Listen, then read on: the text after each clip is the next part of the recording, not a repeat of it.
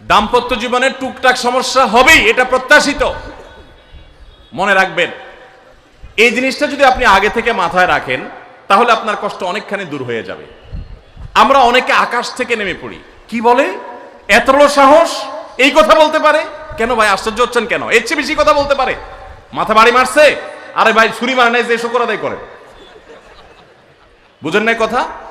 একই কথা বোনদের জন্য প্রযোজ্য। আমার মা বোন যারা শুনছেন তাদেরকেও বলছি, আপনার স্বামীর একটা কথা শুনে আপনি আকাশ থেকে নেমে পড়ছেন, আকাশ ভেঙে পড়ছে মাথার উপরে, কি এটা বললো সে, আপনি ডিপ্রেসড হয়ে যাচ্ছেন। আরে বোন ডিপ্রেসড হচ্ছেন কেন? এটা কেন? আরো শক্ত কথা আপনাকে বলতে পারে, এটা আপনি মাথায় রাখেন। কারণ দিন শেষে তিনি মানুষ, তার ভুল হতে পারে, একটা সময় তিনি তার ভুল বুঝতে পারেন। দাম্পত্য জীবনে যদি স্বামী স্ত্রী উভয়ে যদি ধৈর্যশীল না হয়, সবরকারী না হয়, হুটহাট রিয়াকশন করে ফেলে, কখনো দাম্পত্য জীবনে সুখী হওয়া সম্ভব নয়। মনে রাখতে হবে, একসাথে থাকতে গেলে, দুইটা পাতিল একসাথে থাকতে গেলে টুনটান লাগে না, বাধে হয় না? আপনার কাছে যদি কেউ এসে গাল গল্প দেয়, দেখবেন অনেকে গাল গল্প দেয়। গাল গল্প দেওয়া লোক আছে না নাই? ভাই 30 বছর সংসার করেছি, জীবনে আমাদের একটা কথা হয় নাই, ডাহা মিথ্যুক।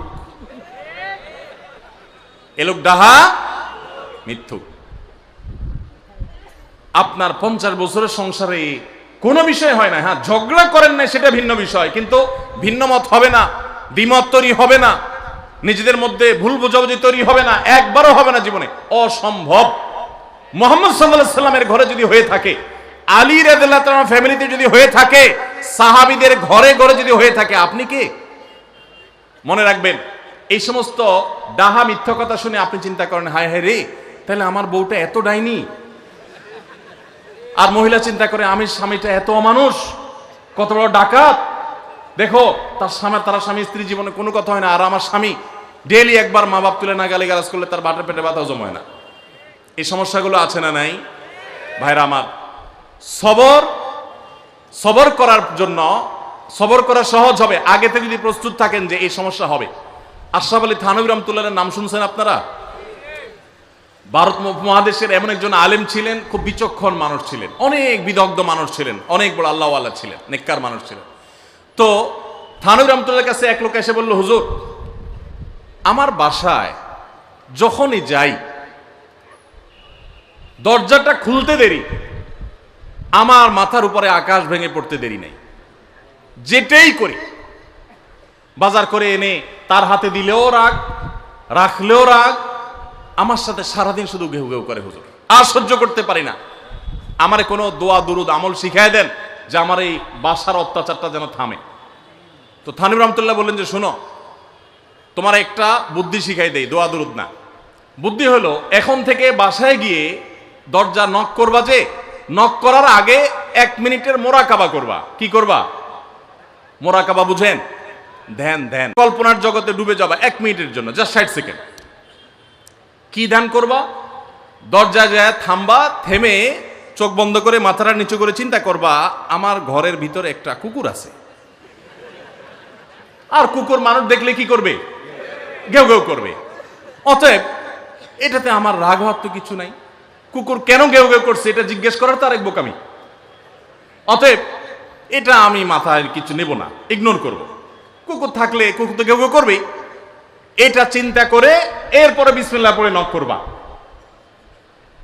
তো এই বুদ্ধি অনুযায়ী পরের দিন আসছে বাসা, আগে 1 মিনিট মোরাকাবা করছে, এরপরে দরজা নক করছে। যথারীতি দরজা খোলার পরেই শুরু হয়ে গেছে যুদ্ধ। যুদ্ধ শুরু হয়ে যাওয়ার পর এই লোক অন্যান্য দিন সেও টুকটাক রিয়াকশন করে, হাতাহাতি, বকাবকি, দুই পক্ষ থেকে টুকটাক হামলা পাল্টা হামলা হইতো, কিন্তু আজকে সেই লোকটা আর হামলা টামলা তার করা দূরের কথা, উল্টা সে মিটমিট করে হাসতেছে, এবং একটা পর্যায়ে আর নিয়ন্ত্রণ করতে না পারে ফিক করে হাসেই দিছে। এবার বউ চিন্তা করতেছে কাহিনী কি, কারণ যারা ঝগড়া করে তাদের সাথে পাল্টা ঝগড়া না করলেও কিন্তু মেজাজ গরম হয়। কদিন আগে শুনছেন না পত্রিকা যে এক মহিলা স্বামীরে ডিভোর্স দিছে, কেন? কারণ স্বামী ঝগড়া করে না। কদিন আগে পত্রিকা দেখছেন? এই মহিলা যখন দেখছে স্বামী হাইসা দিছে, সে এবার ঝগড়া টগড়া থামায়া বলতেছে, ঠান্ডা মাথা বলছে, কাহিনী কি বলো তো, তুমি হাসতেছো কেন? বল না না কিছু না কিছু না। সে তো বলবে না, স্বামী মনে করছে হয়তো অন্য কোনো কাহিনী আছে, কোনোভাবে উদ্ধার করতে পারে নাই। পরের দিন আবার সেম কাহিনী, আবারও হেসে দিচ্ছে। মহিলা চিন্তা করছে ব্যাপার কি, বলে না আজকে তো তোমার একদিন কি আমার একদিন, বলতেই হবে তোমার।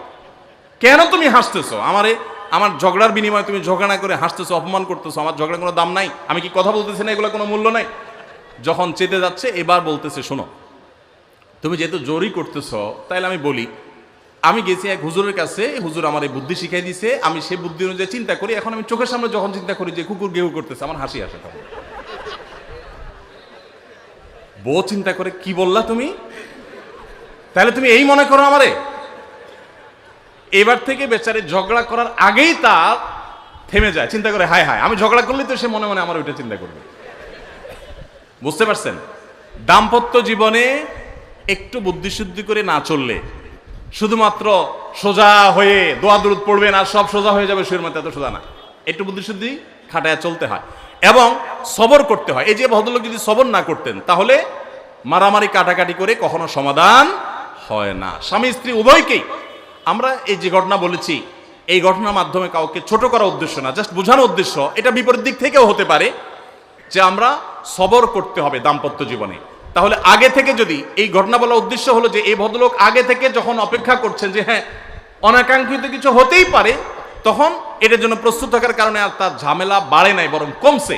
এখন আপনি যদি আগে থেকে প্রস্তুত থাকেন, দাম্পত্য জীবন টুকটাক সমস্যা হবেই, দুই ঘরের দুইজন মানুষ একসাথ হয়েছি, বহু কিছুতে গরমিল হবে।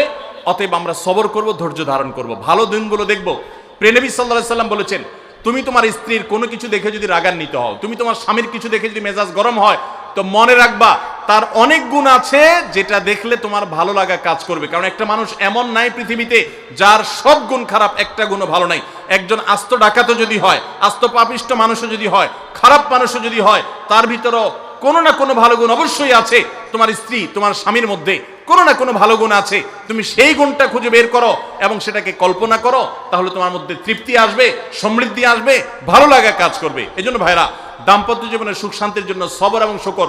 শকর হলো যে যা পেয়েছি আলহামদুলিল্লাহ, এর চাইতে যদি খারাপ কিছু হতো, এর চাইতে যদি মন্দ কিছু হতো। অনেক বোনরা আমাদের কাছে আসেন, আমরা তাদেরকে বলি দেখুন আপনার স্বামীটা হয়তো অমানুষ, সে আপনাকে গালিগালাজ করে কিন্তু চরিত্রহীন না। অনেকের স্বামীটা খুব ভদ্র কিন্তু চরিত্রহীন, ব্যবহার ভালো করে চরিত্রহীন, তাদের কষ্ট আপনার চাইতে কম না। অনেকের স্বামী খুব ভদ্র কিন্তু বেকার, দুই পয়সা কামাই করতে পারে না, সারাদিন ঘরে বসে বসে খায় আর শ্বশুরবাড়ি থেকে যৌতুক এনে না খায়, নিশ্চয় আপনি তার চাইতে ভালো আছেন। মানুষ এভাবে যখন ভালো দিকগুলো চিন্তা করবে তখন তার ভিতরে শকর আসবে। তাহলে দাম্পত্য জীবনে সুখ শান্তির জন্য তৃতীয় করণীয় হলো সবর এবং শকরের চর্চা করা। আল্লাহ আমাদের সবাইকে তৌফিক দান করুন।